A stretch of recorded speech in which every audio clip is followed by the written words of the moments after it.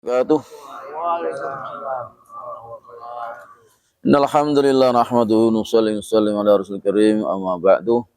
Bapak jamaah Masjid Ar-Royan Pondok Gede rahimakumullah, alhamdulillah.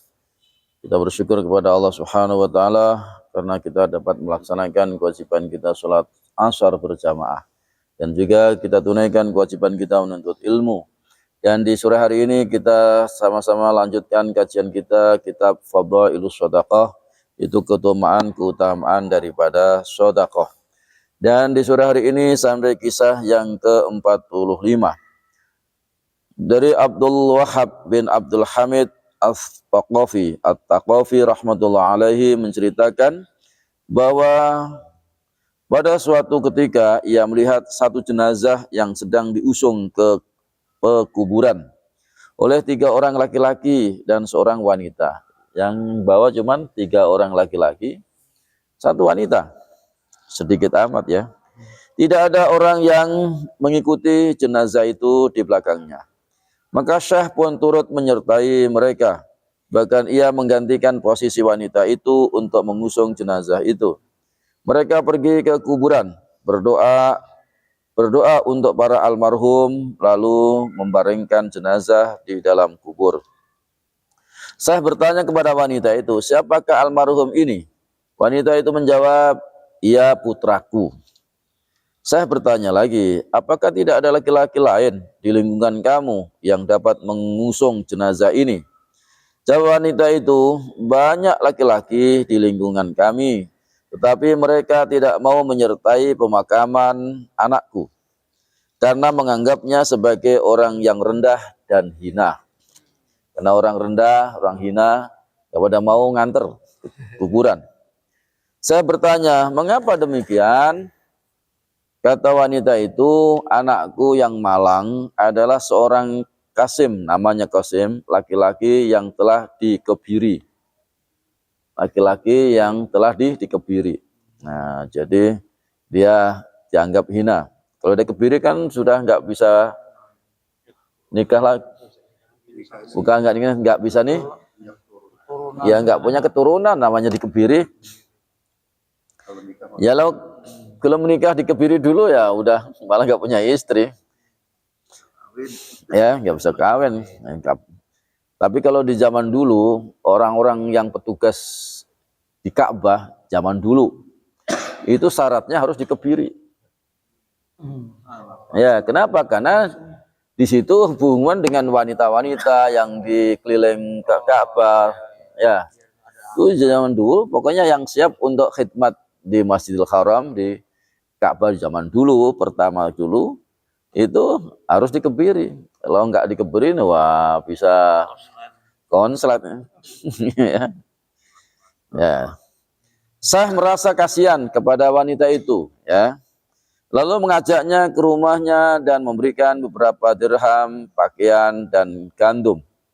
Pada malam itu, saya bermimpi melihat seorang laki-laki muda yang sangat tampan. Wajahnya bersinar bagaikan bulan, berpakaian jubah putih yang sangat indah, yang mengucapkan terima kasih kepada Syekh. Syekh menanyakan siapa dirinya. Ya, siapa kamu? Dia menjawab, aku adalah laki-laki Qasim yang engkau makamkan tadi pagi. Ya. Allah Subhanahu wa taala telah bermurah hati kepadaku karena selama di dunia aku telah banyak menderita karena hinaan-hinaan orang. Karena banyak menerima penderitaan, ya, kehinaan-kehinaan orang, akhirnya Allah Subhanahu wa taala muliakan. Ya. Jadi kadang-kadang kalau kita merasa menganggap bahwa orang itu hina, belum tentu. Di hadapan Allah ternyata orang itu dimuliakan. Buktinya dia diberikan pakaian yang putih, yang bersih, wajahnya jadi ganteng, ya. Kenapa? Karena berkat hinaan-hinaan di dunia. Jadi kalau kita dihina di dunia, ya biarin aja. Yang penting nanti di kuburan kita akan bagus. Kisah yang ke-46. Muhammad bin Sahal Al-Bukhari rahmatullah alaih berkata, suatu hari ketika aku sedang dalam perjalanan ke Mekah Al-Mukarramah, aku melihat seorang Maghribi, laki-laki dari barat, yaitu Laut Afrika, sedang menunggang seekor kuda. Di depannya berjalan laki-laki yang menyerukan pengumuman.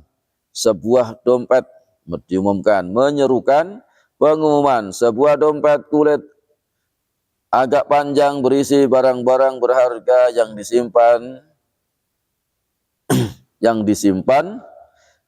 disimpan atas kepercayaan orang lain telah hilang.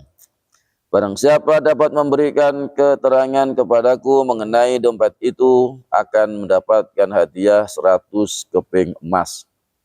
Mendengar pengumuman itu, seorang laki-laki pincang dan berpakaian buruk mendatangi Maghribi itu, orang Maghribi tadi, dan bertanya, dompet seperti ini dapatkah diterangkan lebih jelas lagi?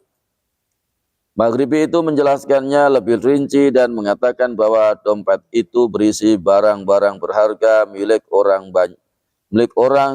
banyak yang dititipkan kepadanya sebagai amanah.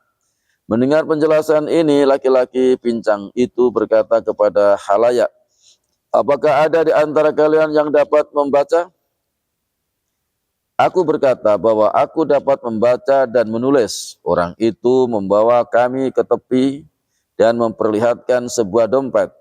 Maghribi itu kemudian menghitung barang-barang di dalamnya. 2 barang milik Fulan dan Fulan, anak perempuan dan dari Fulan dan Fulan digadaikan seharga 500 dinar dan 100 dan seterusnya.